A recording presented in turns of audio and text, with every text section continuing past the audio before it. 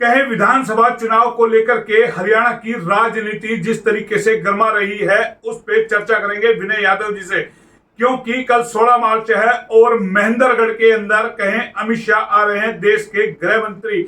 वहीं दूसरी ओर आज करनाल से जो है कांग्रेस ने दीपेंद्र हुड्डा ने कहे अपनी यात्रा शुरू की है कि 10 साल का हिसाब उन्होंने मांगा है। तीसरा मुद्दा हमारा होगा कि किस तरीके से अहिरवाल की राजनीति गरमा रही है राव इंद्रजीत सिंह को लेकर के। कहें हरियाणा के पूर्व मंत्री कैप्टन अजय सिंह यादव और उनके सुपुत्र राव इंद्रजीत सिंह को लेकर के बाकायदा बयान दे रहे हैं। जब पत्रकार उनसे पूछते हैं कि राव इंद्रजीत सिंह भाजपा में नाराज हैं, तो सीधा सीधा उनका बयान आता है कि वो कांग्रेस में आ सकते हैं, स्वागत है। एक दिन पहले ही उनके बेटे विधायक ने आरती राव को लेकर के बयान दिया था कि उनका कांग्रेस में स्वागत है अगर वो आते हैं तो। इन तमाम चीजों पे और कल जो अमित शाह आ रहे हैं, राव इंद्रजीत सिंह का क्या रुख होगा, क्या राव इंद्रजीत सिंह वहां पहुंचेंगे, कौन कौन से नेता पहुंचेंगे, इस मुद्दे पे भी बात करेंगे। साथ के अंदर एक मुद्दा है अहिरवाल में जो दर्जन भर नेता टिकट के दावेदार है उनको लेकर के क्या सोचते हैं विनय यादव जी, किस तरीके से, क्या उनको शहर के मुद्दों से सरोकार है या सिर्फ वो अपनी राजनीति चमका रहे हैं। क्योंकि कहीं चाय पर चर्चा हो रही है, कहीं डोर टू डोर जाकर के लोगों का मन टटोला जा रहा है, आशीर्वाद लिया जा रहा है। तो तमाम टिकट के जो दावेदार है वो कहीं ना कहीं सक्रिय हो गए हैं। तो तमाम चीजों पे विनय यादव जी से चर्चा करेंगे। विनय जी, HR न्यूज में आपका स्वागत है। धन्यवाद सर। सबसे पहले तो कल अमित शाह आ रहे हैं, इस तरीके से देखते हैं, आपने पहले भी विश्लेषण किया था, राव इंद्रजीत सिंह वहां होंगे, आरती राव वहां पर होगी, तमाम कार्यकर्ता कहें वहां पहुंचेंगे। और जिस तरीके से राव के लगातार बयान आ रहे हैं, क्योंकि राव भी अटेली के सेलंग में होकर के आए हैं, जो धर्मवीर वहां से जीते हैं उनके साथ धन्यवादी दौरे के अंदर है वो हैं। और जिस तरीके के कहें कि इस वक्त घी खिचड़ी जो धर्मवीर और राव इंद्रजीत सिंह हो रहे हैं, कहीं ना कहीं भाजपा से नाराजगी भी है। इस बार राव जीत करके गए हैं तो उनको एक बड़ा मंत्री पद नहीं दिया, उसको लेकर के राव का बयान आ गया, जो हमसे छोटे हैं या जो अभी जीत करके आए हैं उनको कैबिनेट में दर्जा और हमें राज्य मंत्री का दर्जा। किस तरीके से देखते हैं, क्या नाराजगी, क्या इसके मायने हैं? मुझे देखिए, कल महेंद्रगढ़ के अंदर अमित शाह जी का प्रोग्राम है, तो महेंद्रगढ़ में प्रोग्राम है तो आपको बता दूं वहां से भारतीय जनता पार्टी के पूर्व प्रदेश अध्यक्ष रामविलास शर्मा जी विधायक रह चुके हैं और लंबे समय से वो भाजपा के अंदर हैं। टिकट वितरण में भी उनका काफी पहले योगदान रहा है, उस कमेटी में भी रहे हैं और भाजपा के पुराने कार्यकर्ता वर्कर हैं। मगर एक चीज और है, कल की जो सभा होगी उस सभा के बाद यहाँ इन दो जो लोकसभा हैं, भिवानी, महेंद्रगढ़ और गुड़गांव, यहाँ कई चीजें बदलने वाली हैं। कल सभा में राव इंद्रजीत सिंह के कितने समर्थक जाते हैं ये डिपेंड करेगा। दूसरा, राव साहब अब तक के अपने धन्यवादी दौरों के अंदर या चुनाव जो लोकसभा का लड़ रहे थे उससे कुछ समय पहले तक वो भाजपा कार्यकर्ताओं के, वर्करों के हाथ उठवा कर देखते थे। आज सभा में कितने भारतीय जनता पार्टी के लोग हाथ उठाकर दिखाएं, क्या इतनी हिम्मत वो कल कर पाएंगे दिखाने के लिए? कल वो पूछ पाएंगे स्टेज से, अमित शाह की स्टेज से, अगर भारतीय जनता पार्टी के यहाँ कितने वर्कर हैं, मेरे जो निजी वर्कर हैं वो कितने हैं? ये एक तो हिम्मत उनके वो दिखाएंगे या नहीं दिखाएंगे। दूसरा, कल की सभा में जाएंगे सब भारतीय जनता पार्टी के नेता, जितने भी टिकट की दावेदार हैं वो सब जाएंगे अपना चेहरा दिखाने के लिए, तो उनको जाना पड़ेगा, उनकी मजबूरी है। क्योंकि अमित शाह देश के बड़े नेता हैं, गृह मंत्री है, तो उनके वहां हाजिरी लगाना तो उन सबकी मजबूरी है, वो जाएंगे। मगर एक चीज और लगती है मुझे एक डर और है, कहीं महेंद्रगढ़ में जो सभा की गई है आने वाले समय में रामविलास शर्मा की ही टिकट ना भारतीय जनता पार्टी काट। वो कारण क्या होंगे वो हम फिर कभी चर्चा करेंगे, इस रैली के बाद में फिर बताएंगे किन वजह से लगता है ये। तो ऐसा भी एक अंदेशा लगाया जा रहा है, हो सकता है कि रामविलास शर्मा जी की टिकट वहां से कट जाए आने वाले विधानसभा चुनाव के अंदर। दूसरा, वहां से नांगल चौधरी से जो विधायक हैं, अटेली से विधायक हैं, नारनौल से जो विधायक हैं, वो पूरा जोर लगाएंगे कल की सभा के लिए, उसको सफल बनाने के लिए। क्योंकि जो भी पहले राव साहब के आशीर्वाद से जिनको टिकटें मिली थी, जो मंत्री बने थे, या अब जो लोग नए भाजपा में राव साहब के साथ गए थे, मगर वो अब सारे मैक्सिमम जो लोग हैं, नेता हैं, वो भाजपा में हो गए हैं। उन्होंने पार्टी कैडर को अपना लिया और पार्टी ने भी उनको अपना लिया है। उसकी एक वजह है, अगर भारतीय जनता पार्टी किसी भी तरीके से राव इंद्र सिंह के जो यहाँ जनाधार है और जो उनका अस्तित्व है उससे मुक्ति पाना चाहती है। वो नहीं चाहती कि हम आगे और ब्लैकमेलिंग इनके आधार पे भारतीय जनता पार्टी को होना पड़े। ये भी एक मुख्य वजह कल सोचने का विषय रहेगा। यानी कि मैं बीच में आपको रोकूंगा, आपने राव के दबदबे को एक तरीके से ब्लैकमेलिंग शब्द दे दिया है। नहीं, मैंने नहीं दिया है। ब्लैकमेलिंग शब्द पहले कांग्रेस ने भी दिया है राव के इस तरह के वक्तव्य और बातों को और उनके जनाधार को, और वही पैटर्न भारतीय जनता पार्टी कांग्रेस से ज्यादा अडॉप्ट कर रही है। भारतीय जनता पार्टी के जो सीनियर नेता हैं, चाहे वो हमारे प्रदेश स्तर के रहे हैं और चाहे राष्ट्रीय स्तर के रहे हैं, वो जो कुछ नेता हैं वो अपनी हाँ के आगे, अपनी पॉलिसीज और अपनी सोच के आगे किसी को दूसरे को तवज्जो देना नहीं चाहते। तो आपको कल जब कहें अमित शाह आएंगे और जब वहां भाजपा के लोग होंगे और राव इंद्रजीत सिंह के समर्थक होंगे, वहां आपको लग सकता है कि राव इंद्रजीत सिंह के नारे वहां पे लग सकते हैं? बिल्कुल, मैं यही बात कहने वाला था मोहन जी, आपने बीच में टोक दिया था सवाल दूसरा करने के लिए। कल मुझे लगता है 99% वहां राव समर्थक जो है वो राव साहब के नारे जरूर लगाएंगे, चाहे वो एक लाइन में लगाएं चाहे 2 लाइन में लगाएं, मगर वहां उनका जो माहौल है वो गर्म देखने को जरूर मिलेगा। और भाजपा के जो कार्यकर्ता पदाधिकारी समर्थक हैं उनको तवज्जो स्टेज पे ज्यादा दी जाती है कि या राव समर्थक या राव साहब को तवज्जो स्टेज पे ज्यादा दी जाती है। इस पर भी पूरे हमारे इन 2 लोकसभा सीटों के जो कार्यकर्ता है या वर्कर हैं, लोग हैं, उन सबकी निगाहें हैं कल अमित शाह क्या कहकर जाएंगे। भाई जाहिर है दोनों लोकसभा के हैं, आपने भिवानी, महेंद्रगढ़ और गुरुग्राम का जिक्र किया, दोनों से सांसद है, बड़े नेता अहिरवाल के दोनों यही है इस वक्त, तो क्यों नहीं तवज्जो दी जाएगी? आपको क्यों लगता है कि अभी भी इन दोनों को तवज्जो नहीं दी जाएगी? देखिए मोहन जी, भारतीय जनता पार्टी लगातार, यहाँ और स्टेट की बात मैं नहीं करना चाहूंगा, अभी फिलहाल हरियाणा के अंदर अहीर और जाट दोनों को राजनीतिक रूप से कमजोर करना चाहती है, क्योंकि ये दोनों मार्शल कौम है। ये अपना हक मांगने में कहीं ना कहीं किसी ना किसी तरीके से आगे रहती है, बोलने में भी ये सबसे आगे हैं और विरोध करने में भी आगे रहते हैं। तो भाजपा को ये लगता है अगर इन दोनों कौम को दबा दिया जाए राजनीतिक रूप से, आर्थिक रूप से और सामाजिक मुद्दों पर इनको अगर दबा दिया जाए, तो फिर भारतीय जनता पार्टी जिस तरह से कमांड करना चाहे हरियाणा को कर सकती है। उसका उदाहरण आपने पीछे देखा होगा। अब चुनाव भारतीय जनता पार्टी का किसी आधार पर लड़ा गया, मगर लाकर हमारे पूर्व मुख्यमंत्री खट्टर साहब को वहां बैठा दिया गया। जब उनके कार्यकाल में सब कुछ फेलियर होता नजर आया, नाराजगी बढ़ती नजर आई, तो चुनाव के समय 6 महीने पहले सैनी साहब को मुख्यमंत्री बना दिया गया। अब सैनी साहब जो है उनका भी एक प्रदर्शन लोगों को सिरे नहीं चढ़ पा रहा, क्योंकि उनको लग रहा है अब जो घोषणाएं हो रही हैं वो भाजपा मजबूरी में कर रही है। अब उन्हें लगता है कि अब आपकी सरकार तीसरी बार हरियाणा में नहीं आ रही है, तो वो मजबूरी के अंदर इस तरह की घोषणाएं कर रही हैं, क्योंकि आप किसी को उसकी इच्छा के बिना बहुत अधिक दे रहे हैं, और जब वो अपने पेट की भूख लिए कुछ मांग रहे हैं तो आप उसको भूखा रख रहे हैं। जिस तरह का आपने पीछे देखा होगा, सरपंचों ने आंदोलन किया, नंबरदार एसोसिएशन ने किया, प्राइवेट टीचर एसोसिएशन ने किया, प्राइवेट स्कूल एसोसिएशन उसने प्रदर्शन किया, गेस्ट टीचर ने प्रदर्शन किया, जो डीसी रेट पे लोग लगे उनके प्रदर्शन रहे, और नर्सिंग के जो लोग जुड़े थे उनके प्रदर्शन रहे, एएनएम आंगनवाड़ी वर्कर के प्रदर्शन रहे। हर एक को दमन किया गया, दबाया गया लाठी से सरकार के तंत्र के अनुरूप। उस समय किसी को कोई राहत नहीं दी गई, बाकायदा उस समय तो ये रखा जाता कि ये प्रदर्शन कर ही ना पाए, अपनी आवाज को बुलंद नहीं कर पाए। अब इनकी जान को इतनी भारी संकट हो गया भारतीय जनता पार्टी को, अब ये सबको ये दिखाना चाहती है कि हमने आपका जो भी शोषण किया था आप उसको भूल जाइए, अब हम आपको थाली में परोस के आपने 2 पकवान मांगे तो हम आपको 10 दे रहे हैं। उसका उदाहरण एक सरपंचों को ये 2 लाख तक की पावर देने के लिए खुश नहीं थे, अब अचानक से 21 लाख रुपए सरपंच अपनी मर्जी से खर्च कर पाएंगे, ये भी एक बहुत बढ़िया लॉलीपॉप इन्होंने दिया है। उसका वजह अब चुनाव में समय कम बचा है, अभी तक अधिसूचना जारी नहीं हुई, कोई आदेश नहीं है अधिकारियों के पास, इनको केवल खुश करने के लिए सरपंच आप लोगों का विरोध ना करे, आने वाले विधानसभा चुनाव में कहीं ऐसा ना हो भाजपा के नेताओं को, कार्यकर्ताओं को गांव में घुसने ही ना दिया जाए। लेकिन वो गुस्सा तो कम कहां हो रहा है? ओपीएस की मांग को लेकर के आपने रेवाड़ी में देखा होगा, अभी जो है यादव सभा के अंदर जो आंदोलन हुआ है, और अब कंप्यूटर वाले बैठे हैं, डॉक्टरों ने पेन ड्राइव किया हुआ है, तो तमाम ये कहे कि जो जिस तरीके के आंदोलन हो रहे हैं तमाम क्षेत्रों के अंदर हो रहे हैं, एक तरफ शिक्षक, लेक्चरर, पटवारी, ऐसा कौन सा तबका, ऐसा कौन सा सरकारी कर्मचारी है जो खुश है?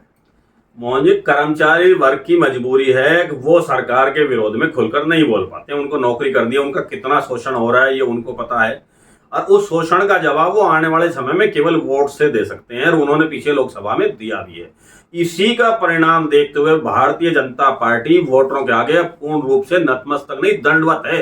अगर आप उनसे कहो कि आपको नाक रगड़नी है तो भारतीय जनता पार्टी के जो हरियाणा कैडर के नेता हैं वो नाक रगड़ने के लिए भी तैयार हैं आज के समय में। तो कल आपको बड़ा देखने को मिल सकता है। कुछ कल बड़ा नहीं देखने को मिला, क्योंकि अमित शाह और मोदी जी का जो अहंकार, जो स्वाभिमान है, वो इन सब चीजों को नहीं करने देता।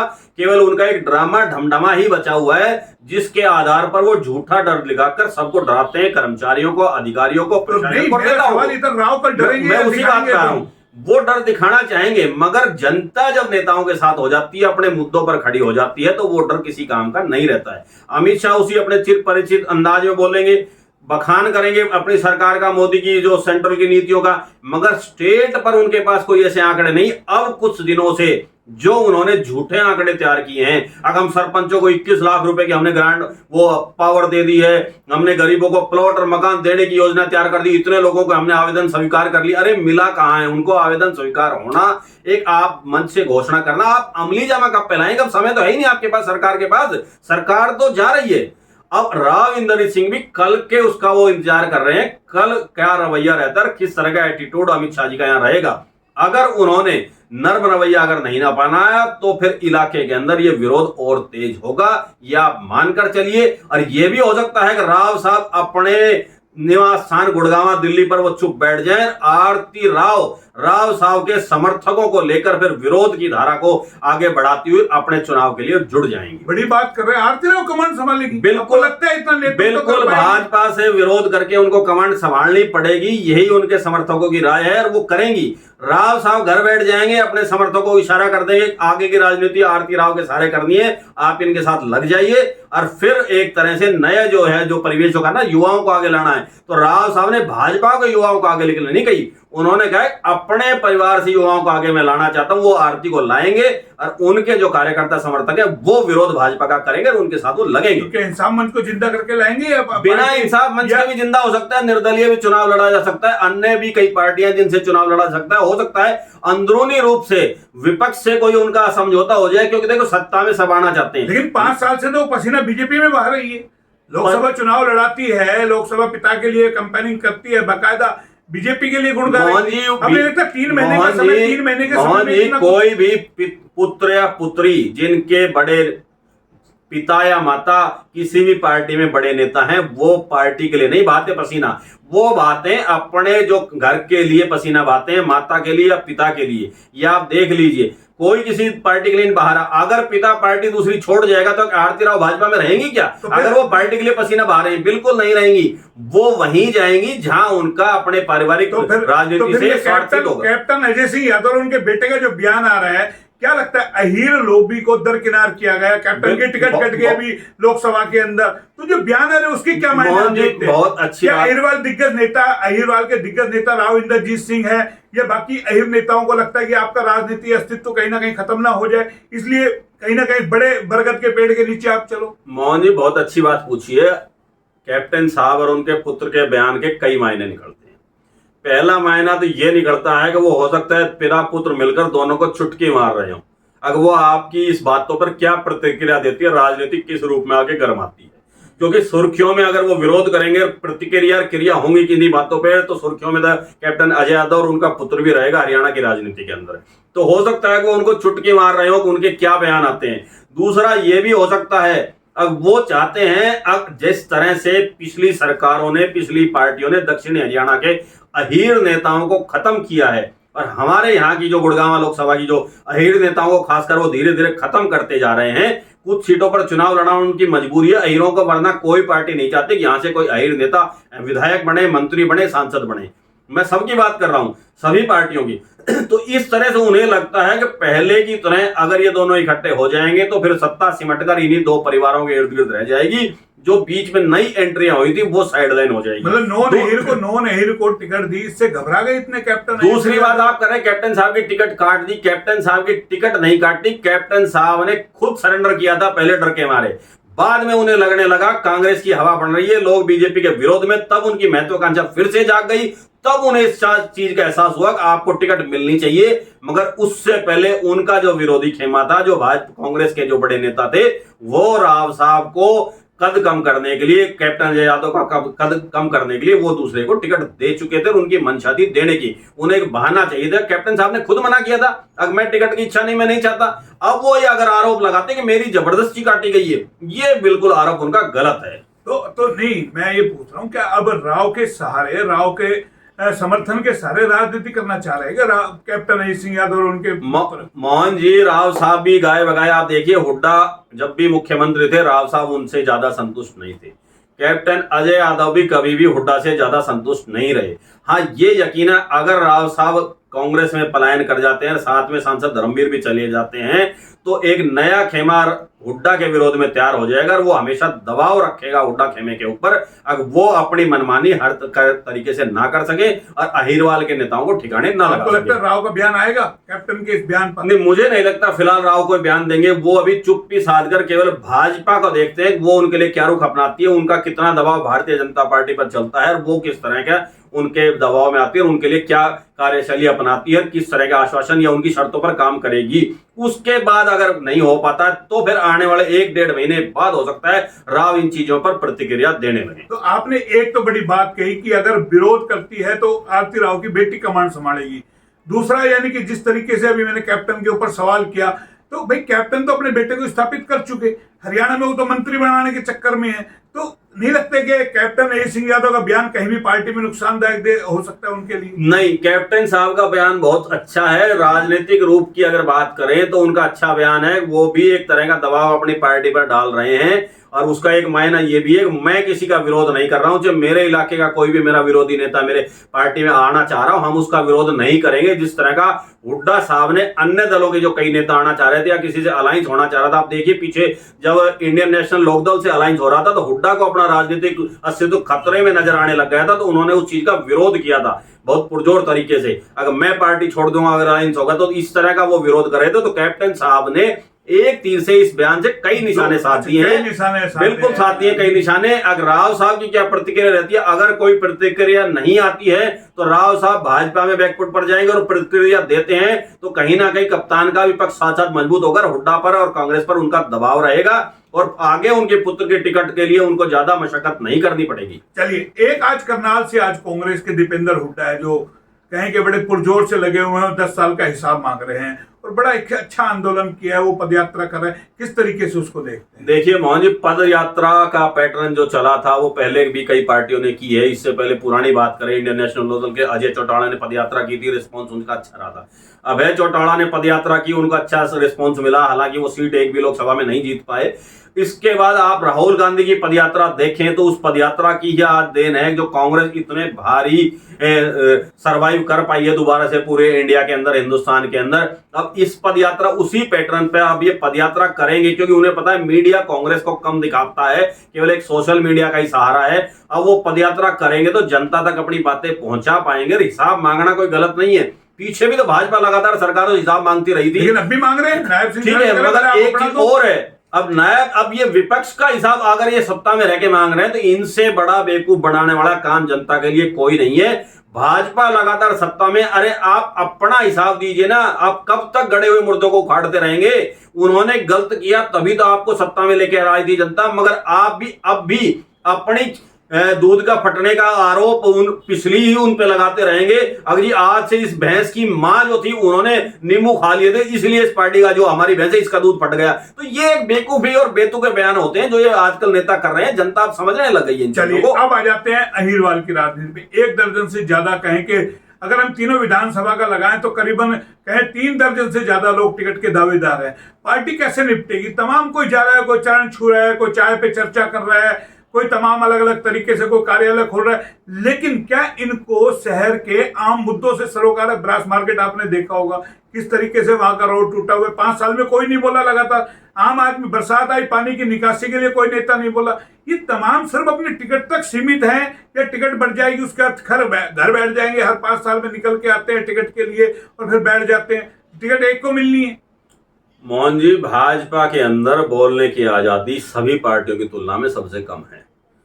जनता की जायज मांगों को भी वो नहीं उठा पाते हैं, उनको भी पता है उठा भी लेंगे तो आपकी सुन कौन रहा है। 9.5 साल खट्टर साहब मुख्यमंत्री रहे, खूब मांगे उठाई गई हर एक वर्ग के द्वारा, कर्मचारियों के द्वारा, नंबरदार एसोसिएशन के द्वारा, सरपंचों के द्वारा, अन्य जो भी थे सबके। किसने सुना उनकी बातों? लेकिन नहीं सुना किसने? मैं उसी बात पे आ रहा हूँ, सुना किसने? चाय पे चर्चा कर रहे हैं, चर्चा क्या है? आप सब बोल रहे हैं तो भाई 10 साल से तो बीजेपी की सरकार है, आप बीजेपी के अंदर हो। मैं उसी बात पे आ रहा था, अब सबकी राजनीतिक महत्वाकांक्षा जाग गई है। जिस तरह भी अब सबको लगता था भाजपा की सरकार है, लगातार 10 सालों से लोग जो नेता थे अधिकांश तो ऐसे हैं जो अपने काम को, अपने केवल बिजनेस को बढ़ाने के लिए या बिजनेस पे कोई आंच ना है इसलिए वो सत्ता के साथ रहना पसंद करते हैं। जैसे ही सत्ता बदलेगी, सबसे पहले जो भाजपा में जितनी तेजी से नेता आए थे ना, उतनी तेजी से वो पलायन करके दूसरी सत्ता में चले जाएंगे। अब बात करें भाजपा के उम्मीदवारों की, भाजपा में बहुत अधिक उम्मीदवार हैं। पहले जो खींचातानी और अंतरकलह कांग्रेस के अंदर होता था, वही अंतरकलह खींचातानी आज के समय भाजपा के अंदर है, भारतीय जनता पार्टी में है। और अगर भाजपा आज टिकटों की घोषणा कर दे कि हमारी इन विधानसभाओं से ये कैंडिडेट है जिनको हम टिकटें देंगी, मैं यकीन से कहता हूं अगर 70% भारतीय जनता पार्टी के नेता छोड़कर दूसरी पार्टी में चले जाएंगे, भाजपा 70% खाली हो जाएगी। आप ये देख लेना।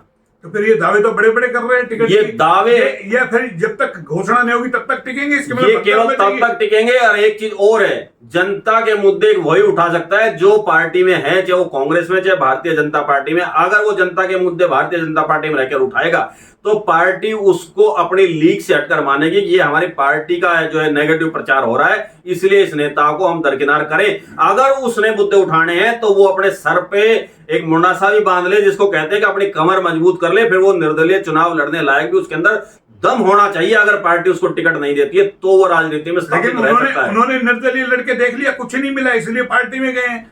लेकिन एक अनार 100 बीमार वाली स्थिति है। लेकिन शहर के हालातों पर आज वो पूर्व की सरकारों को, पूर्व मंत्रियों को, कैप्टन सिंह यादव को कोसते 10 साल से सरकार है। भाई शहर के कौन से हालात पे आप बोले, नगर परिषद में सरकार किसकी है, तीसरा इंजन किसका है? आज के मुद्दों पे बात करें ना कि आगे क्या किस तरीके से करेंगे। मोहन जी, इस कड़ी में मैं सबसे पहले अपने सांसद साहब को जोड़ना चाहूंगा। चुनाव के समय उन्होंने जो गलतियां की, अब उन्हें लगने लगा चुनाव जीतने के बाद किन वजहों से मुझे वोट कम मिली। क्या आज तक वो उन मुद्दों पर बोले हैं? अगर नगर परिषद में घोटाले हुए हैं मैं इसकी जांच कराऊंगा। बावड़ में मंत्री जी की तरफ से जो घोटाले हुए मैं उनकी जांच कराऊंगा। शहर की अव्यवस्था जो हुई है मैं उसको सुधारने के लिए संकल्प लेता हूं। मैं फिर से सांसद बनाऊं, जनता ने फिर आशीर्वाद दिया, मैं उनका धन्यवाद करता हूं। कभी वो शहर में आकर उन्होंने देखा है बरसात के पानी में लोग कितने परेशान रहे, निकासी नहीं, शिविर रुके पड़े, लोगों के घरों में पानी चला गया, दुकानदारों के दुकान काम धंधे ठप हो गए, बाजार में दुकानें गिर गई, अतिक्रमण इतना भारी है, कहीं बिजली के तार लटके पड़े हैं, खंबे सड़कों के बीच में गड़े पड़े हैं, उनको साइड में करने के लिए इस तरह की पॉलिसी के लिए मुझे बताइए क्या आज तक सांसद आप आए हैं? क्या वो आगे की राजनीति के लिए तो कदम बढ़ा रहे हैं, मैं पुत्री को कैसे राजनीति में स्थापित करूं? मगर अरे अब पिछले जो वादे आपने किए थे उन पर भी तो आप थोड़ा टाइम देकर ध्यान दें। अब जनता के बीच में जाएं और उनसे कहें जहां कमी है उन कमियों को एक्सेप्ट तो करें। मगर ये सबसे बड़ी दिक्कत है, अगर वो एक्सेप्ट करेंगे तो फिर सरकार की किरकिरी होगी। तो भाई ये बात तो दोनों के लिए लागू होती है ना। मैं राव समर्थक टिकट के दावेदारों, मैं उसी बात पे आ रहा था। मुद्दों की बात कब करेंगे? सब टिकट के लिए कर रहे हैं। इनको शहर से कोई सरोकार है कि नहीं है, पानी भर जाता है। मैं उसी बात पे आ रहा था मोहन जी। मैंने कहा था मैं इस कड़ी में पहले सांसद साहब को जोड़ना चाहूंगा, मैंने यही कहा था, आपने बीच में फिर टोक दिया उसी बात पे। अब इसके बाद आते हैं कि हमारे यहाँ जो स्थानीय जो बड़े बड़े जो पदों पर भाजपा में बैठे हुए हैं, जिनको भाजपा की तरफ से अवार्ड मिले हैं, जिनको वो क्या कर रहे हैं उन मुद्दों पर? क्या उनमें बोलने की हिम्मत है जनता के मुद्दों से सरकार रखने की?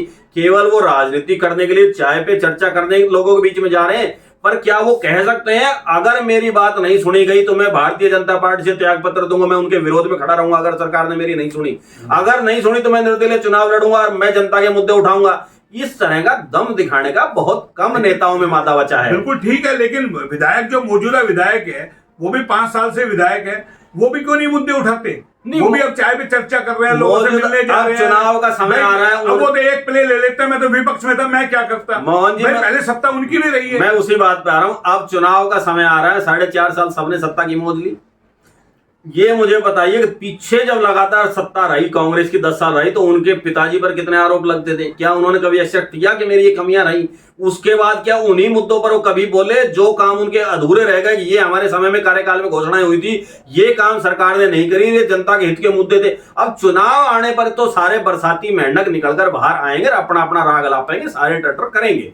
ये फैक्ट की बात है, जो कांग्रेस से है, भारतीय जनता पार्टी से, अन्य दलों से है। मगर क्या है, जो जनता के दिलों में बसेगा और उनके मुद्दों में कंधे से कंधा मिलाकर खड़ा रहेगा, जनता उसके साथ रहना पसंद करेगी। तो जनता क्या देखे, क्या समझे जो इस तरीके से टिकट के दावेदार है?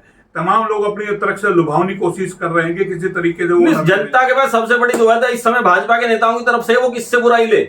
सारे भाजपा के टिकट के दावेदार सबके पास चाय पीना चाहते हैं और वो पिला रहे हैं, उनकी मजबूरी है। जिसको मना करेंगे वो नाराजगी समझेगा कि नहीं, इन्होंने मेरे को मना कर दिया, अच्छा मैं देखूंगा आने वाले समय में। ये जनता की मजबूरी है, पर जनता सबको चाय पिलाएगी, आप देख लेना, चाय सबको पिलाएगी, पर वोट जब देगी उससे पहले वो एनालाइज करेगी, सोचेगी, समझेगी अब पिछले इन 10 सालों में हमारा कितना शोषण हुआ है, किन मुद्दों पर हमारी नगर परिषद रेवाड़ी फेल रही है और कितनी गलतियां भाजपा ने की हैं, गलत आदमियों को जिता करके, टिकटें दिलवा करके। उन सब का जब समय आएगा, जनता समय पे जवाब देगी। व्यापारी कभी भी विरोध नहीं कर पाता समय, मगर जिस तरह का आपने देखा कि इस समय 5 सीटें जो गई है, वो केवल कांग्रेस की उपलब्धि नहीं है। अगर उनको चुनाव में वोटें मिली, वो भारतीय जनता पार्टी के विरोध की वोटें उनको मिली। अगर कोई कांग्रेस के नेता ये खुश हो रहे हो हमारी वजह से कांग्रेस को वोटें मिली, बिल्कुल नहीं मिली है। ये केवल विरोध की वोटें मिली है। जिस तरह से मोदी जी को 14 के अंदर कांग्रेस के विरोध की वोटें भारतीय जनता पार्टी को 14-19 में मिली थी, अब वही विरोध भाजपा के अंग्रेज है, वही विरोध की वोटें अन्य विपक्षी दलों को मिल रही है। ये विनय यादव जी थे जिन्होंने तमाम जो हमने मुद्दे रखे उन पे बातचीत की। कल अमित शाह आएंगे शाम को, आपको हम उसका भी विश्लेषण दिखाएंगे, क्या कुछ वो कह के जाते हैं, क्या मायने हैं। राव इंद्रजीत सिंह वहां होंगे, धर्मवीर वहां पर होंगे, आरती राव वहां पर होगी, कौन कौन क्या होगा, तमाम कल हम आपको विस्तार से बताएंगे शाम को। और आप हमारे चैनल के साथ बने रहिए। बात थी अहीरवाल के अंदर किस तरीके से रेवाड़ी हो, कोसली हो, बावल हो और टिकट के दावेदारों की संख्या बढ़ती जा रही है, क्या उनको आम जनता के मुद्दों से सरोकार है, उस पर भी विनय यादव जी ने बड़े विस्तार से जो है बताया कि किस तरीके से स्लैब टिकट को लेकर के आरोप प्रत्यारोप का सिलसिला शुरू हुआ है। शहर से फिलहाल किसी को सरोकार नहीं है। विनय यादव जी, आपने बहुत तमाम बातें रखी, आप जुड़े, बहुत बहुत धन्यवाद। फिर आएंगे नए अपडेट के साथ, तब तक के लिए नमस्कार।